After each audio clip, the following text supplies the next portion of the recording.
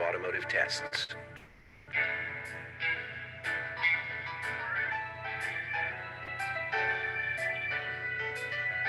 This video user's manual follows the same structure as the printed user's manual, so you may want to follow along in the manual as you view the tape. The automotive tests included in this tape are intended to help you learn how to use the meter. For specific procedures that apply to a particular car, you should consult the service manual for that car. The tape also provides a number of special notes and safety warnings at the end of each segment.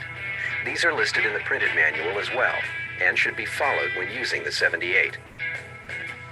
For example, you should avoid working alone, and take precautions when working around moving parts. Do not use the meter if it looks damaged. Inspect the test leads for damaged insulation or exposed metal. Also check test lead continuity and replace damaged leads. Disconnect the power and discharge all high voltage capacitors before testing resistance, continuity, or diodes. It's important to avoid making a voltage measurement if a test lead is in the 10 amp jack. You could be injured or damage the meter. Use caution when working above 60 volts DC or 25 volts AC RMS. These voltages can cause a shock hazard. Keep your fingers behind the finger guards on the probe when making measurements. Disconnect the live test lead before disconnecting the COM test lead. Check the meter fuse before measuring current. Select ohms with the red test lead in the volt-ohm jack. Touch the test probe to the 10 amp jack. A reading of less than 0.5 ohms indicates the fuse is okay. OL indicates the fuse should be replaced. An open fuse may allow high voltage buildup, which is potentially hazardous. When measuring current, turn the circuit power off before connecting the meter to the circuit. And always use current clamps when measuring current above 10 amps. Each setting on the 78's rotary switch has a primary function in white and an alternate function in yellow. Volts AC, or AC coupled frequency. Volts DC, or DC coupled frequency. Dwell or duty cycle with adjustable trigger slope. RPM. Resistance or continuity test. Temperature or diode test. And amps AC or DC. The meter has 4 input jacks. The main input or volt-ohm jack and the COM jack are used for the most common measurements: volts, ohms, and diode test, as well as continuity, frequency, duty cycle, dwell, and temperature. The amps jack is for measuring AC or DC current to 10 amps. The main input and the amps jack are both protected to 500 volts. The fourth input is the RPM jack, protected to 100 volts. Readings are shown on a liquid crystal display. Symbols indicate the functions in use. When the battery symbol is first displayed, the meter has approximately 8 hours of battery life remaining.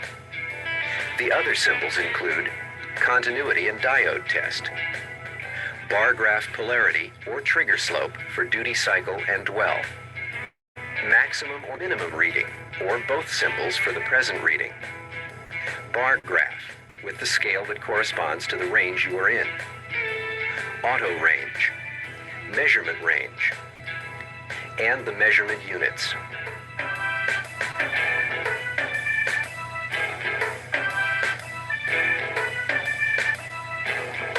If a measurement is too large to be displayed, OL for overload is shown, and in some functions, the whole bar graph appears.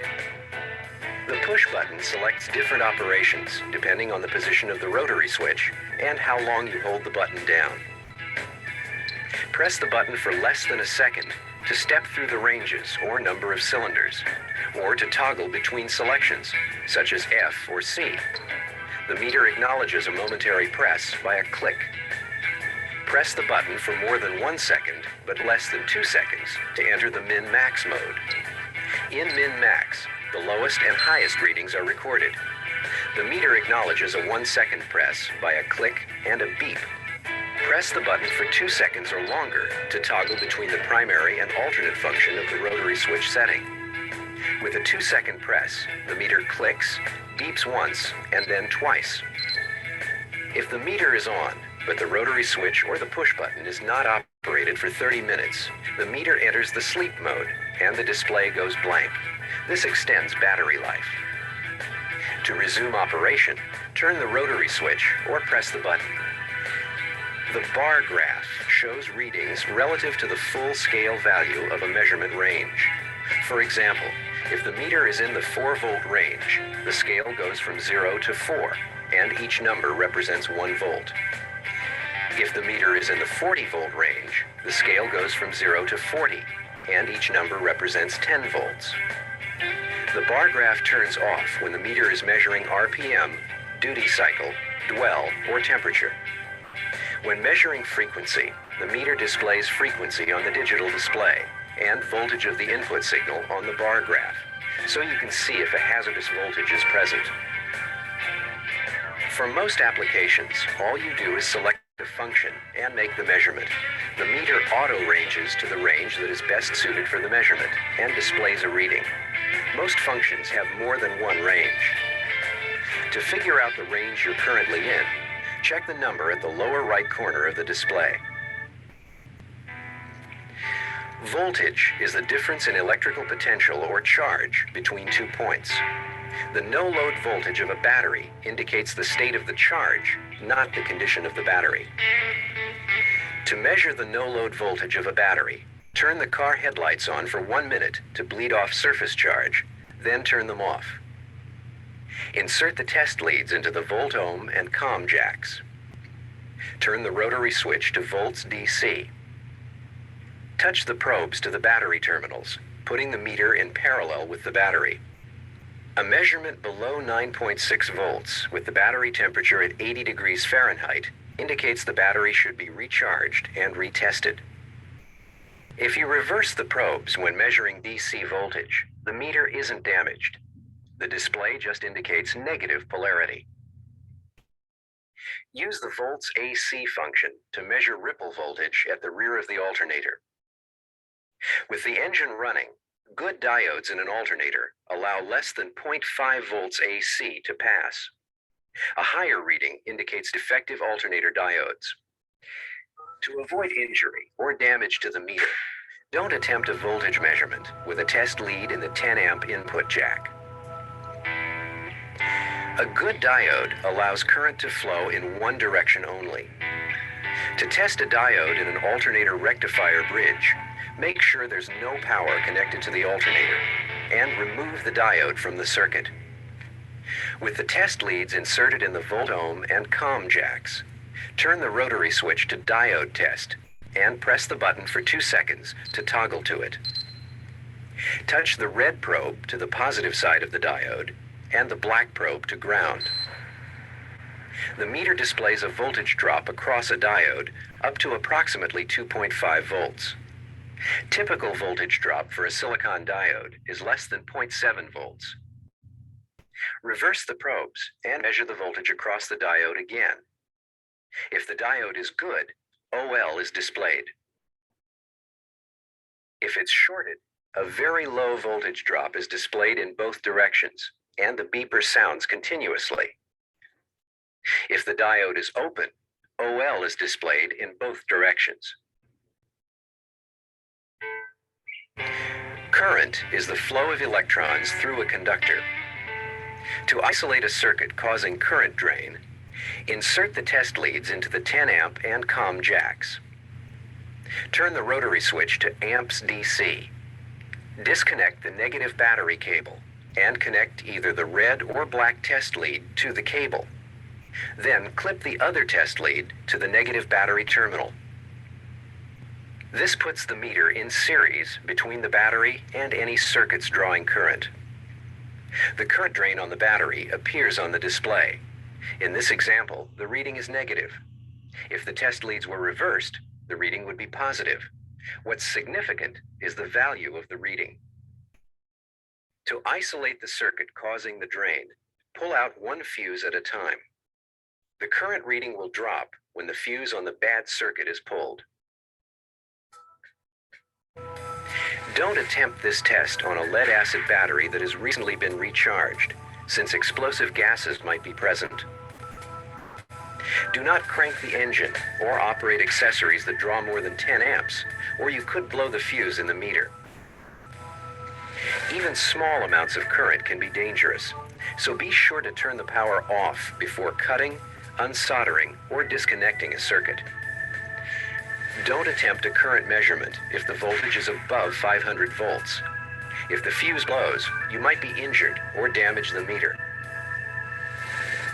If you need to measure current higher than 10 amps, such as starting current, be sure to use a DC current clamp.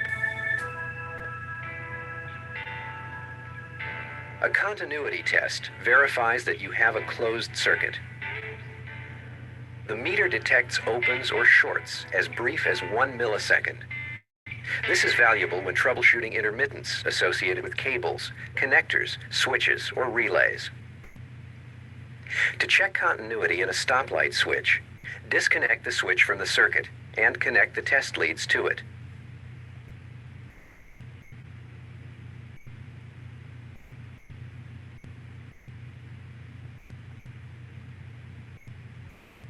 Turn the rotary switch to the continuity position and press the button to toggle to it. Continuity exists if resistance is less than about 30 ohms. Press the brake pedal.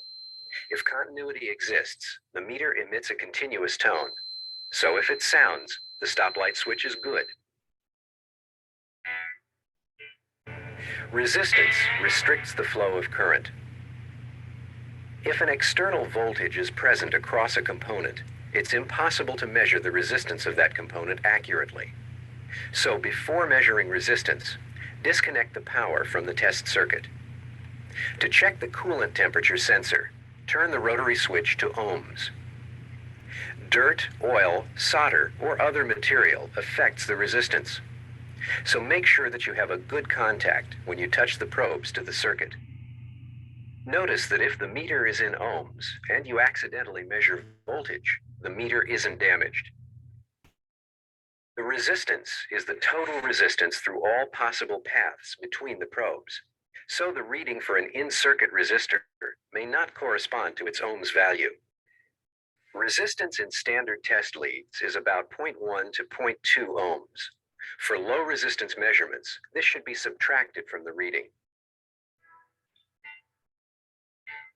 The optional inductive RPM pickup accessory converts the spark plug firing voltage to a pulse that triggers an RPM measurement. To measure RPM using the inductive pickup, insert the pickup plug with the positive end in the RPM jack. Turn the rotary switch to RPM. The meter has two RPM functions. Use RPM 2 for conventional 4-cycle engines and RPM 1 for distributorless ignition, waste spark, or 2-cycle engines. Clamp the inductive pickup to a plug wire near the spark plug with the jaws completely closed and the side marked spark plug facing the plug. Start the engine. If 0 RPM is displayed, turn off the engine and reverse the inductive pickup. If the readings are unstable, change the range or trigger level by pressing the button. Because the ignition system creates a shock hazard, turn off the engine before connecting or removing the inductive pickup. Unplug the RPM 80 from the meter before making any other measurements. Also, please note that inductive RPM measuring devices may not work on some ignition systems which produce more electrical interference than others. Use the DC coupled frequency, or Hertz function, for pulsed DC tests on parts like mass airflow, manifold absolute pressure, or Hall effect sensors. To use DC coupled frequency to test a BP map sensor, with the test leads in the volts and comm jacks, turn the rotary switch to Hertz DC and press the button to toggle to it. DC and Hertz show on the display when DC coupled frequency is selected. Ground the black test lead, then back probe the BP map sensor and clip the red lead to the pin. With the ignition key on but the engine off, pump the vacuum up. Watch the frequency change on the display. Compare the frequency at various vacuum readings with the specifications in your car's service manual. At 0 inches of mercury, frequency should match the specification for your altitude. Note that the meter shows frequency on the digital display and voltage of the input signal on the bar graph. Use the AC coupled frequency function to test the crankshaft position, vehicle speed, or anti-lock brake sensors with an AC frequency output. To measure AC coupled frequency to test a crankshaft position sensor, turn the rotary switch to Hertz AC and press the button for 2 seconds to toggle to it. The display shows AC and Hertz. Connect the test leads to the back probe pin. Start the engine and watch the display. The frequency should correspond to the information in your service manual. Dwell is the number of degrees the distributor rotates from points closing to points opening. To measure dwell on a conventional ignition, turn the rotary switch to dwell. The display shows the angle symbol. Press the button to step to the correct number of cylinders. Clip the black lead to ground and the red lead to the distributor side of the coil. Start the engine. Dwell is displayed in degrees. As a reminder, you may notice that the wider the point gap, the less the dwell. The narrower the point gap, the greater the dwell. Duty cycle is the percentage of time a voltage is on versus the entire cycle time. To measure duty cycle on a feedback carburetor, turn the rotary switch to the percent symbol. Press the button for 2 seconds to toggle to duty cycle. The percent symbol shows on the display. The default trigger slope setting is negative, indicated at the left of the bar graph. Leave the trigger slope negative if the computer supplies a ground return path. Or set the trigger slope to positive if the computer supplies voltage to the component. Connect the black test lead to ground and the red lead to the green mixture control test connector found at the base of the carburetor. Start the engine and read the display. When the computer feedback system is in open loop, duty cycle is a steady value, as supplied by the ECM. When the computer feedback system is in closed loop, duty cycle varies and should be adjusted to approximately 50%. To further verify operation, check the frequency. It should match the 10 Hz DC signal supplied by the electronic control module. The meter measures temperature using thermocouple probes. To measure temperature of a coolant temperature sensor, plug in the adapter with the positive end in the volt jack. Then plug in the thermocouple. Turn the rotary switch to temperature. Press the button for less than 1 second to toggle between Fahrenheit or Celsius. Clean the measurement surface and make sure the probe securely contacts the base of the sensor. If there's a break in the thermocouple wiring or no thermocouple plugged in, the display flashes the internal temperature of the meter. Radio frequency interference from the engine can reduce the accuracy of temperature readings. Avoid sharply bending the thermocouple lead, since repeated bending can break them. The min-max feature records the lowest and highest measurements made by the meter in any function. To use min-max to test oxygen sensors that output a voltage, set the rotary switch to volts DC. Min-max locks the meter in the selected range. Since most oxygen sensors output up to a 1-volt signal, step the meter to the 4-volt range. Ground the black lead and connect the red lead to the back probe pin at the sensor wire. Let the engine run for a few minutes to heat the sensor to over 600 degrees Fahrenheit. Press the button for 1 second to select min-max. Let the engine run for a few minutes to allow the meter to record enough readings. The beeper sounds each time a new minimum or maximum value is recorded. With the car still running, Press the button to display the minimum reading, present, and maximum readings. A good sensor will range from 200 to 800 millivolts. Since the sleep mode is disabled in this mode, be sure to exit min-max, or the meter will record the minimum and maximum values until the 78's battery goes dead. The bar graph shows readings relative to the full scale value of the measurement range. For example, if the meter is in the 4-volt range, the numbers on the bar graph scale represent 0, 1, 2, 3, and 4 volts. If the meter is in the 40-volt range, these same numbers represent 0, 10, 20, 30, and 40 volts. To use the bar graph to observe a potentiometer-style throttle position sensor, turn the rotary switch to ohms. With key off, engine off, disconnect the throttle position sensor's electrical connector. Then connect the test leads to the sensor's variable output. First, sweep the throttle and notice that the display randomly changes. Slowly open the throttle while watching the bar graph. As the resistance increases, the bar graph moves slowly if the TPS is good and moves erratically if the TPS is bad. With some sensors, the resistance increases above the 4K ohm range when the throttle opens. If this occurs, the meter auto-ranges to a higher range, causing the bar graph to wrap. This does not mean that the TPS is bad.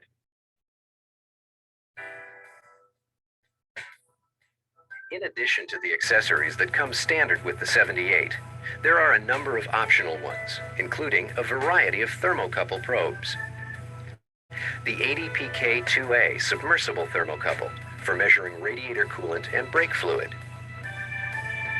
The 80PK3A surface probe for radiator tanks, tire temperatures, air conditioning heat exchangers, and refrigeration units. The 80PK4A air probe for heating, air conditioning, and exhaust systems, and under-hood in-car ambient temperatures. And the 80PK6A general purpose probe for a variety of temperature measurements. Affordable, high-quality automotive testing.